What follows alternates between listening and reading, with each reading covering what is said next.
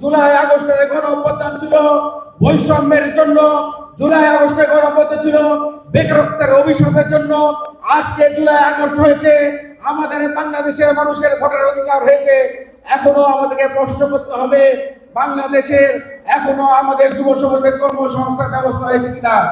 যারা জুলাই আগস্টের বুকে রক্ত কাঁদা দিয়েছিল আজকে আমার সামনে যারা বসে রয়েছে এখনো তারা কর্মসংস্থানহীন। তাদের কর্মসংস্থানের ব্যবস্থা করতে হবে। তাদের কর্মসংস্থান ব্যবস্থা হলে, তাদের মেধার যোগ্যতার ভিত্তিতে চাকরি হলে তখনই জুলাই আগস্টের যে চেতনা, জুলাই আগস্টের যে তাৎপর্য সেটি পূরণ হবে। জুলাই আগস্টের তাৎপর্য পূরণ না হলে বাংলাদেশ এগিয়ে যাবে না, বাংলাদেশ পিছিয়ে থাকবে। কেন? বাংলাদেশে একটি বিরোধী শক্তি রয়েছে যারা পাকিস্তানকে ধারণ করে, একটি শক্তি রয়েছে যারা ভারতকে ধারণ করে, যারা বাংলাদেশের জনগণের নেতৃত্বে আজকে ভারতে পালিয়ে গেলেও বাংলাদেশে পাকিস্তান বিরোধী শক্তিরা 2024 জুলাই আগস্টের গণঅভ্যুত্থানের পরে তারা মাথা চাড়া দিয়েছে।